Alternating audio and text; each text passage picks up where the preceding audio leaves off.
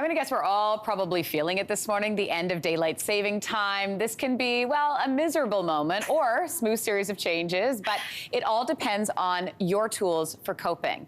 Now that our clocks have fallen back, sleep expert Amanda Jewson is here with tips for better sleep, which I can always use. Amanda, so good to see you this morning. You too, thank you. Okay, so if people are feeling a little bit groggy this morning, how can they adjust their body clocks, like, really quickly? So if you forgot to adjust ahead of time, we're gonna use a 10 p.m. bedtime as an example. So most folks go to bed, let's say around 10 p.m. You're going to feel tired at 9 p.m. tonight because we fell back. And so some folks have a little bit, it's struggle to fall asleep. You're gonna push yourself 15 to 30 minutes, as much as you can, every 2 to 3 days until it's easier to fall asleep. On the other side of that, I want you to push 15 to 30 minutes first thing in the morning. I mean, I'm asking people to sleep in here. It should be easy, but for some folks, it can be challenging. Try to stay in bed as long as you can, 15 to 30 minutes. That's gonna reduce some of the sleep pressure around that 9 o'clock time, so you can push a little bit later.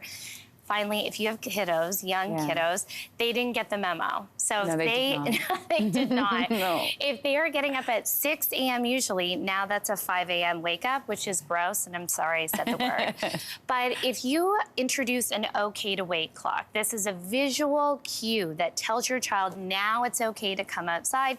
This can re-regulate their circadian rhythm. If you have an older child, a simple alarm clock is good enough. Yeah, we do that. We've got the, like, blue, you stay in your room. Yep. Yellow, you're allowed to come into our room. I love it. Ask me if that works all the time. The other problem. We'll talk later. Yeah, we will talk later. Now, you've got all of those tips. Let's just say that we're still feeling groggy, feeling sleepy. Any tips for that? Well, that can be normal. It can take up to 2 to 4 weeks for your body to fully recover from a time change in either direction.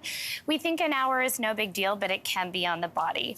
If you're feeling groggy and you're feeling tired, if you're feeling like that whole day is just dragging, you can take up to a 25 to 30-minute nap.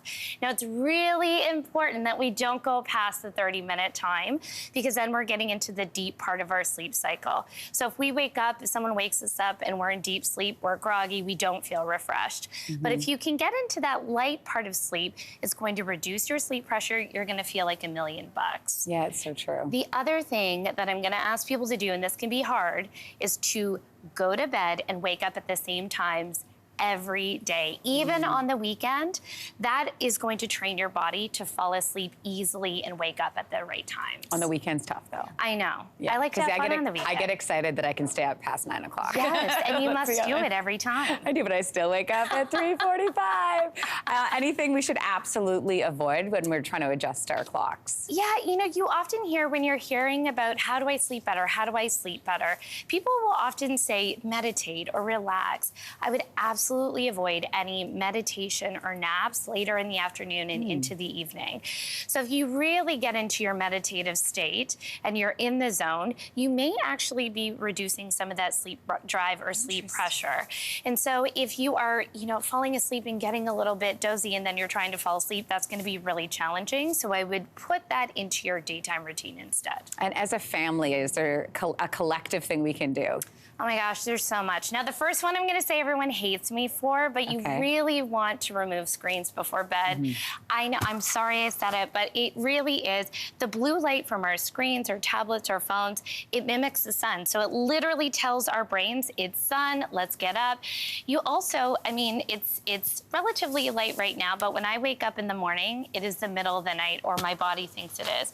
So I might want to invest in a sunrise alarm clock. I have that.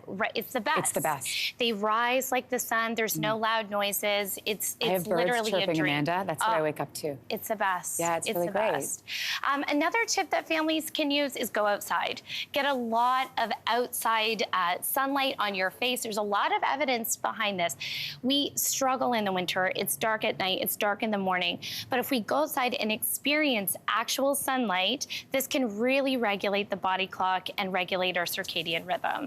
All right. Good luck out there, everybody. Those are great tips, though. Amanda, thank you. Thank you.